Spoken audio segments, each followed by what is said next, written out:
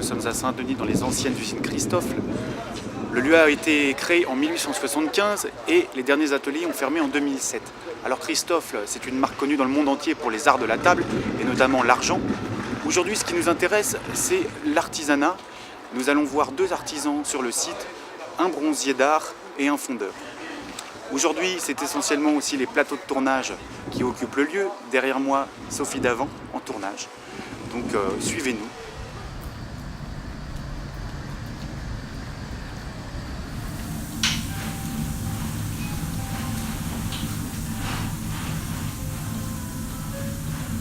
Chers amis, nous sommes dans l'atelier de Frédéric Ducrot, fondeur.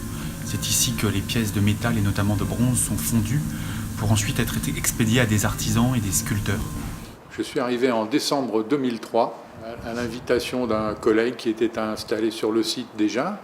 La société Christophe, qui était le propriétaire et le principal occupant, voulait faire un village d'artisans tourné autour du métal. Voilà.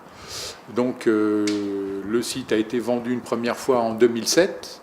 On a failli donc être expulsé à ce moment-là, mais le projet a capoté pour des raisons à cause de la crise de 2008 qui est arrivée tout de suite derrière. Et donc ça a duré une dizaine d'années. Et là, il a été revendu à nouveau en 2018, même en 2017 d'ailleurs.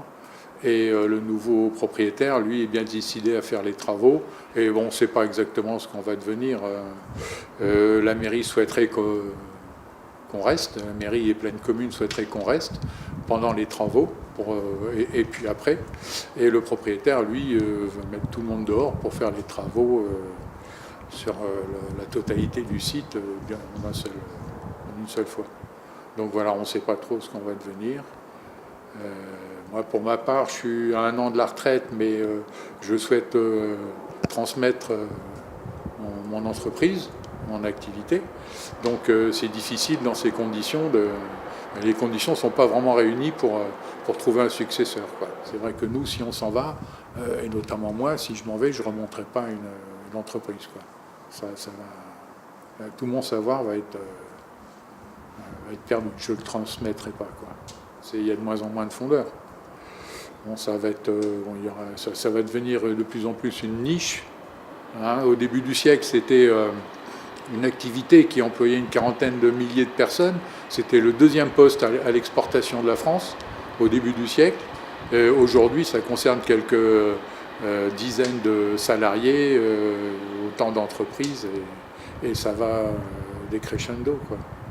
Donc voilà, ça va devenir des gens qui seront peut-être surprotégés, mais juste des gardiens du savoir, mais ça ne sera plus une activité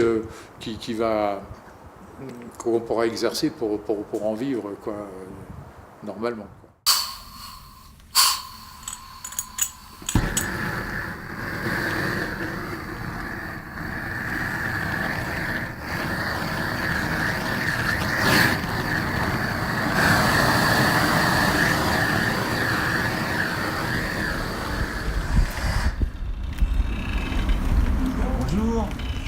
À l'origine, en fait, quand Christophe l'a fermé, il y a eu le bouche à oreille dans le milieu du bronze d'art et de la ciselure. Enfin, a été que, en fait, le mot a couru qu'il y avait des ateliers à louer ici. Donc, il y a eu Ducrot, un fondeur qui s'est installé, Patrick Laroche, un sculpteur, il y a eu Bernard Roubac, qui est orfèvre, il y a eu la société Charles Wagner, qui a aussi...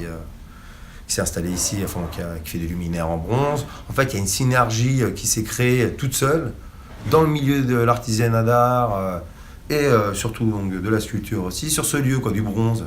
Et donc c'était assez intéressant pour nous. Quand on a découvert, enfin, on est venu donc suite à mon éviction, quand on est arrivé ici, en fait, on a vu cette synergie qui s'est créée toute seule. Après, il y a eu des tournages qui se sont un peu plus intégrés au fur et à mesure. Maintenant, il y en a de plus en plus, en fait. C'est plus, la moitié du temps, la moitié des locaux sont loués pour des émissions de télé. Et en fait, nous, on avait créé un petit truc, on aurait aimé continuer avec... Il y a un vernisseur maintenant qui s'est installé, il y en a qui font avec du mobilier d'art, enfin, tu sais, et puis en fait, au fur et à mesure, c'était créé un pôle, quoi. On aurait pu créer ici, en fait, vraiment un pôle d'artisanat d'art unique en Europe, hein, je pense, même peut-être au monde, parce que là, on est retrouvé sur le même lieu, différentes corporations, et puis même dans la même corporation, différents métiers. Dans les bronziers, on avait donc du luminaire, un fondeur, des ciseleurs, un orfèvre, enfin bon voilà, c'était intéressant pour nous d'avoir sur ce lieu-là toutes ces sociétés qui peuvent travailler ensemble et collaborer. Donc on n'a pas pu organiser vraiment une action commune, on va dire. Et donc maintenant on est tous les derniers là, les quelques-uns qui restent sur le site, on est tous à attendre en fait, à savoir à quelle sauce va être mangée. Ils vous ont pas proposé de renouveler le bail? Non, ça c'est sûr. Ouais. Même plutôt ils nous parlent à base d'huissier, quoi. On reçoit des lettres d'huissier, des choses comme ça. Ouais. Donc ouais, non, c'est plus du tout, on n'est pas du tout dans la volonté de pérenniser l'artisanat d'art à Saint-Denis ou dans ce site en tout cas. Alors nous, c'est très important en fait ce genre d'atelier avec ce genre de mur de lumière comme ça, de baies vitrées. En fait, on n'en retrouve plus. Ça a été fait à l'époque pour ce genre de métier. Et maintenant, quand on regarde ce qui se fait dans Paris, dans la région parisienne, les nouveaux locaux ne sont pas du tout adaptés à nos genres de métiers, à nos métiers d'art. Parce que voilà, vous avez des fenêtres au plafond, des choses comme ça, pas du tout d'aération. Mais nous, on a besoin de ce genre de lumière qui ne soit pas en lumière directe.